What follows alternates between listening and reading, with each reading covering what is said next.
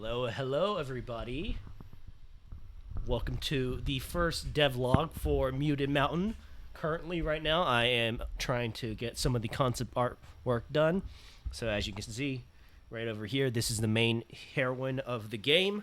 I have a couple ideas for this character, but I think I settled on to this character design. So, actually, hold on, let me get rid of a lot of these guidelines. So, initially speaking, I had a couple of ideas. I really like the hair for number one, but I really like the puffy design of number four, but the pants of two. So I went along with the mixture, as you can see with over here. Now this is without the jacket. Now for the majority of the game, she will have the jacket on.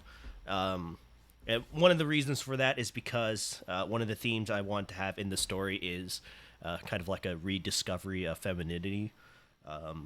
So the jacket initially hides the figure of the character, and then later on, towards the end of the game, when she kind of comes to terms with her past, it's not like she'll.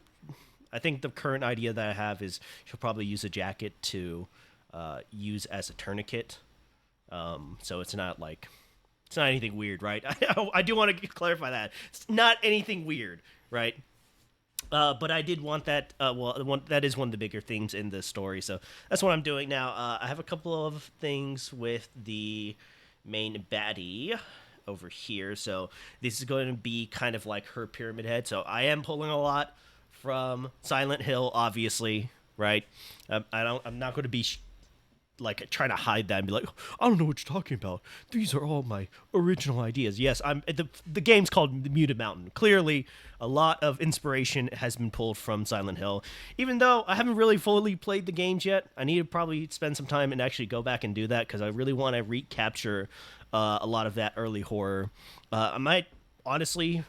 I might not even pull some of the gameplay. I might just have it purely as like a aesthetic choice with like the fog and then of course the other world with the rusting. But so this is the main villain right now, or at least for her, this is kind of like her pyramid head.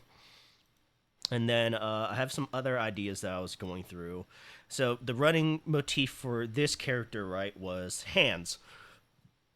So it had characters with hands, right? Not going to explain that. I want that to be a surprise.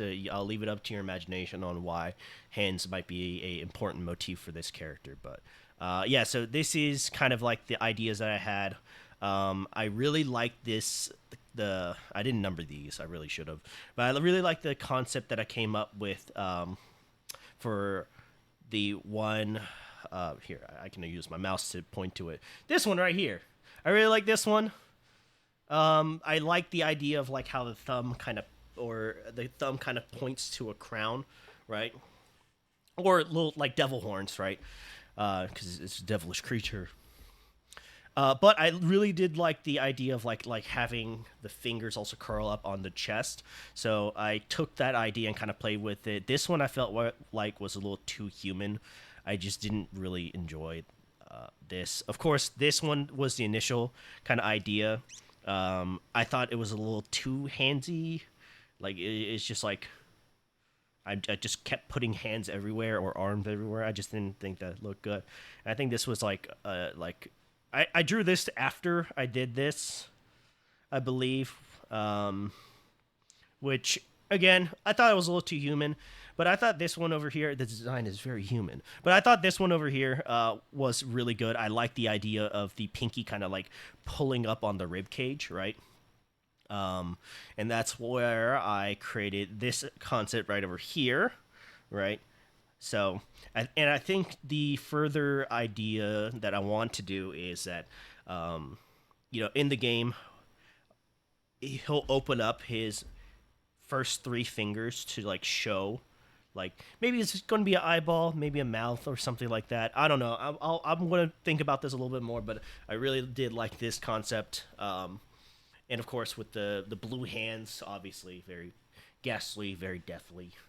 And then the purple, I was imagining a deep purple robe. because in the game there's going to be a cult, and so kind of playing on that culty idea as well. And also, I don't want to draw the feet. I'm just going to be honest here. I think having legs on like ghastly creatures, it just doesn't look right. It doesn't look right unless you're going to give them like really weird looking legs. Which, like, again, a lot of this was pulled from Pyramid Head, and if you try to look at Pyramid Head's like legs or feet, he doesn't have them. They're hidden away, and I like that, so I'm going to stick with that. Anyway, that's going to be the first update for the Mutant Mountains. I am going to do a little bit more with Rocket Recoil. I am trying to create music for the main game as well as the challenge levels, which has been interesting. I am not musically gifted at all, so we're going to see how that works out. But hope you guys enjoyed. Stick around if you guys want to see more updates for either Rocket Recoil or Mutant Mountain. But that being said, you guys have a wonderful day now.